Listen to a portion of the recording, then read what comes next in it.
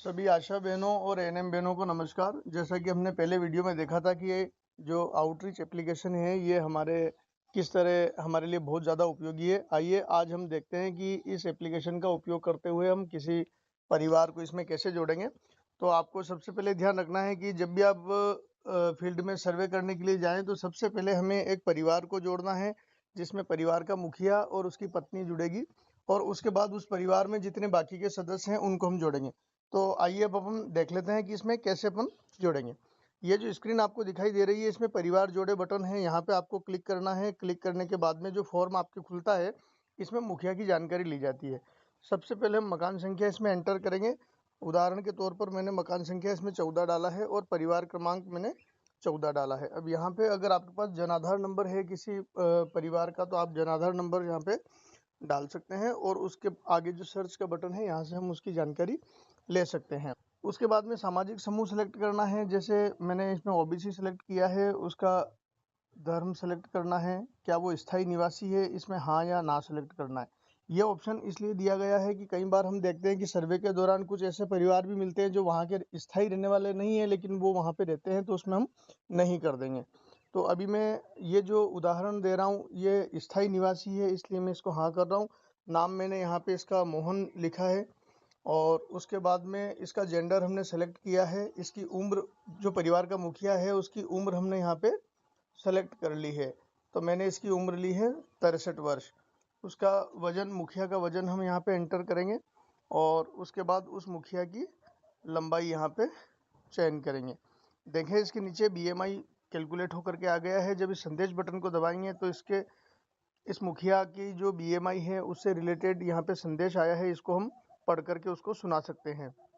आगे बात करते हैं वैवाहिक स्थिति, क्या वो विवाहित है, अविवाहित है या तलाकशुदा है। तो हम यहाँ पे विवाहित सेलेक्ट करेंगे क्योंकि वो विवाहित है। जैसे हम विवाहित सेलेक्ट करेंगे वो पूछ रहा है कि क्या पत्नी जीवित है, हम हाँ करेंगे। उसके बाद में मुखिया को कोई बीमारी हो तो बीमारी पे क्लिक करेंगे, और उसको जो भी बीमारी है वो हम यहाँ पे सेलेक्ट करेंगे। अगर कोई बीमारी नहीं है तो नीचे नीचे ऑप्शन दिया हुआ है कोई बीमारी नहीं, इसको हम सेलेक्ट करके आगे बढ़ेंगे। फिर देखिए आप इसके नीचे मोबाइल नंबर लिखा हुआ है, यहाँ पे मुखिया का मोबाइल नंबर हम एंटर करेंगे, और आप इसके सामने देखिए सीबेक फॉर्म लाल रंग का आ रहा है। इसका मतलब ये है कि जो भी व्यक्ति 30 वर्ष से अधिक उम्र का है उसका सीबेक फॉर्म ऑटोमेटिक खुलता है। तो लाल का मतलब अभी भरा नहीं है, ग्रीन का मतलब वो भरा जा चुका है।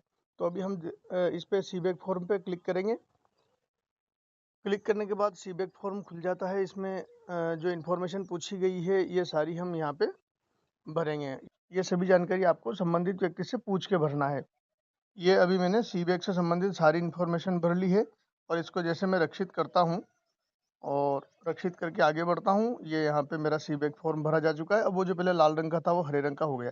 इसके नीचे हेल्थ आईडी यानी कि आभा आईडी अगर होती है तो जन आधार नंबर हम डाल करके किसी लाभार्थी को फेच करते हैं। अगर उसकी आभा आईडी बनी हुई है तो वो यहाँ पर स्वतः ही आ जाती है। इसके नीचे व्यवसाय पूछा जा रहा है कि मुखिया का क्या व्यवसाय है, तो इसमें हम व्यवसाय सेलेक्ट करेंगे, कृषि कार्य, और उसके बाद में अब आगे हम पत्नी की इन्फॉर्मेशन भरेंगे। ये पत्नी की इन्फॉर्मेशन मैं भर रहा हूँ। पत्नी का नाम सपोज है राधा, राधा भर दिया। राधा की उम्र मैंने यहाँ पे सेलेक्ट कर ली है। ये राधा की उम्र मैंने यहाँ पे सेलेक्ट कर ली है, और वज़न यहाँ पे मैंने ले लिया है।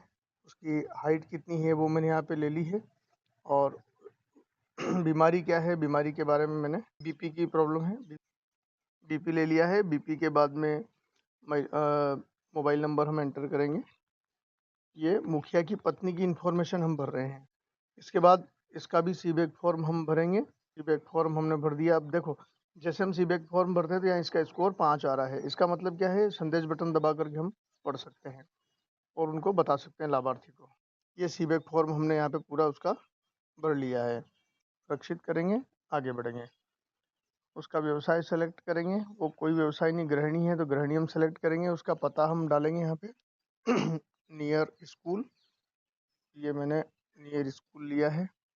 उसके बाद घर का प्रकार, घर किस प्रकार का है वो हम सेलेक्ट करेंगे, और शौचालय की स्थिति, शौचालय कैसा है वो हम यहाँ पे सेलेक्ट करेंगे। उसके बाद पीने का पानी की व्यवस्था, नल का पानी, और उसके बाद में बिजली की व्यवस्था, कनेक्शन उपलब्ध है। उसके बाद मोटर गाड़ी, उनके घर में क्या वाहन है वो हम यहाँ पे सेलेक्ट करेंगे। और उसके बाद खाना पकाने का ईंधन क्या यूज़ करते हैं वो यहाँ पे मैंने लिया एलपीजी लेकर के हम आगे बढ़ेंगे। कोई प्रदूषण का जोखिम है, कोई नहीं है, ये लिया मैंने और इसको रक्षित करेंगे। जैसे हमने रक्षित किया, ये देखिए आप यहाँ पे मैसेज आ रहा है सदस्य जुड़ा गया है, ऐसा अपन को दिखाई दे रहा है। अब इसका अर्थ ये हुआ कि हमारे मोबाइल में इस आउटरीच एप्लीकेशन के अंदर एक परिवार के एंट्री हो चुकी है।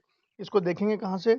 इसी के ठीक नीचे परिवार देखे बटन है, इसको हम क्लिक करेंगे तो देखेंगे, ये देखिए नीचे नीचे मोहन नाम से व्यक्ति है, 14 इसका परिवार क्रमांक है, कुल सदस्य 2 हैं, ये दिखाई दे रहा है।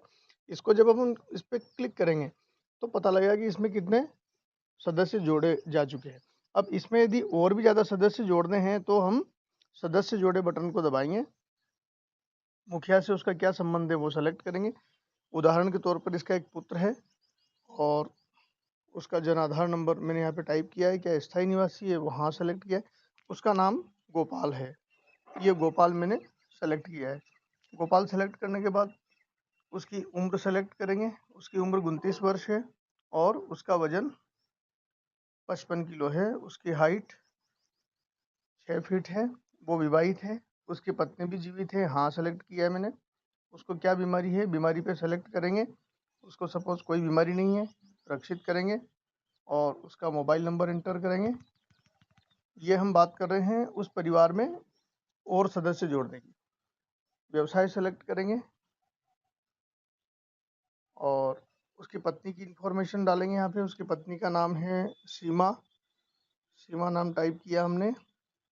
सीमा की उम्र हमने सेलेक्ट करी है, वजन सीमा का सेलेक्ट किया है, लंबाई हमने ली है, बीमारी सेलेक्ट करी है, सीमा को क्या बीमारी है, उसको अभी कोई बीमारी नहीं है। और उसके बाद में मोबाइल नंबर हमने टाइप किया है सीमा का और व्यवसाय सेलेक्ट करेंगे। सीमा का केवल गृहिणी है, गृहिणी सेलेक्ट किया, रक्षित करके समाप्त करेंगे। अब देखिए, अब वापस अब जब हम परिवार देखे पे क्लिक करते हैं और मोहन पे क्लिक करते हैं तो यहाँ पे कुल 4 सदस्य हो गए, पहले यहाँ पे 2 थे। एक बात का और ध्यान रखिए कि जिनकी उम्र 30 वर्ष की है उनके सबके सामने सी बैक फॉर्म दिख रहा है आपको। जिसकी उम्र 30 से कम है उनके सामने सी बैक फॉर्म नहीं है और जो सी बैक है वो भी हरे रंग का है, इसका मतलब आपने सी बैक फॉर्म भर दिया है। अब हम आगे बढ़ेंगे। अब उदाहरण के तौर पे आप देख लीजिए, गोपाल और सीमा है, ये योग्य दंपति है, तो इनको योग्य दंपति में कैसे रजिस्टर करेंगे? अपनी मुख्य स्क्रीन पे आएंगे, यहाँ पे पात्र दंपति सर्वे का एक बटन बना हुआ है योग्य दंपति का, इस पे क्लिक करेंगे। अब ये हमें परिवार चुनने के लिए पूछ रहा है तो मोहन का परिवार चुनेंगे। जैसे हम मोहन पे क्लिक करते हैं तो एप्लीकेशन खुद बता देता है कि इस घर में कौन महिला है जो योग्य दंपति है, तो ये सीमा लिखा हुआ आ रहा है, सीमा पे हम क्लिक करेंगे। जैसे हमने सीमा को सेलेक्ट किया तो ये योग्य दंपति का फॉर्म खुल जाता है। अब हम यहाँ पे बाकी की इन्फॉर्मेशन भर देंगे और बैंक इन्फॉर्मेशन ये सब भर के हम आगे बढ़ेंगे। यहाँ पे हम उस महिला का फोटो भी ले सकते हैं।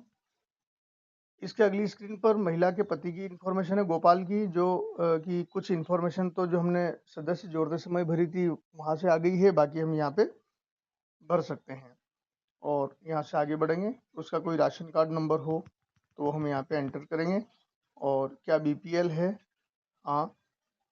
विवाह के समय महिला की आयु 17 वर्ष थी, मैंने सेलेक्ट कर लिया, या फिर आप विवाह की दिनांक भी सेलेक्ट कर सकते हो। आगे बढ़ेंगे। अभी कितने इनके बच्चे बच्ची है वो हम यहाँ पे सेलेक्ट कर सकते हैं। अभी इनके कोई बच्चा बच्ची नहीं है। क्या योग्य दंपति निसंतान है? नहीं है। पिछले कैलेंडर वर्ष में महिला को प्रसव हुआ है? नहीं हुआ है। पिछले कैलेंडर साल में 5 वर्ष से कम उम्र के शिशु की मृत्यु हुई है? नहीं हुई है। आगे बढ़ेंगे। इसकी महिला की आखिरी माहवारी तारीख क्या है? अब हम इसकी एलएमपी ले लेंगे। एलएमपी उदाहरण के तौर पर अगर 2 महीने पहले की, सब उदाहरण आप ये मान के चलिए कि सीमा भी गर्भवती है, तो हम यहाँ पे एलएमपी जैसे ही लेंगे तो ये स्वतः ही मैसेज कर देगा कि इसकी 31 दिन से ज़्यादा की एलएमपी है, इसलिए महिला हो सकता है गर्भवती हो, तो इसलिए उसका यूरिन टेस्ट करने का है। क्या महिला गर्भवती है? जैसे आप हाँ करेंगे तो ये प्रसव पूर्व देखभाल के लिए पंजीकरण यहीं से स्वतः ही हो जाएगा। तो अभी हम इसको एलएमपी को 5 दिन पहले 10 दिन पहले की ले लेते हैं। और क्या महिला बच्चा चाहती है? हाँ चाहती है। कितने समय में? 6 महीने में। और इसको रक्षित कर देंगे। यहाँ पे आपका कपल सेव हो चुका है। इस तरीके से हम आउटरीच एप्लीकेशन के अंदर परिवार के मुखिया की एंट्री करेंगे, उस परिवार के मुखिया के साथ-साथ उसमें अन्य सदस्य जोड़ेंगे और अगर उस घर में कोई कपल है तो योगी दंपति सर्वे में जाकर के उनका रजिस्ट्रेशन करेंगे। अगले वीडियो में हम जानेंगे कि किस प्रकार से कोई महिला अगर गर्भवती है तो उसको गर्भवती में पंजीकरण कैसे करेंगे और अगर किसी योगी दंपति के 1, 2 या उससे ज़्यादा बच्चे हैं तो उनकी एंट्री कैसे करेंगे, वो हम अगले वीडियो में जानेंगे। एक बात का और विशेष ध्यान रखें कि जब हम परिवार में यहाँ से सदस्य जोड़ते हैं, ये सदस्य जोड़ें तो यहाँ पे हमें 2 वर्ष से अधिक उम्र के बच्चों की ही इन्फॉर्मेशन लेनी है। 2 वर्ष से छोटे बच्चे की जो इन्फॉर्मेशन है वो हम कपल जब एंटर करते हैं तो उस समय जोड़ेंगे।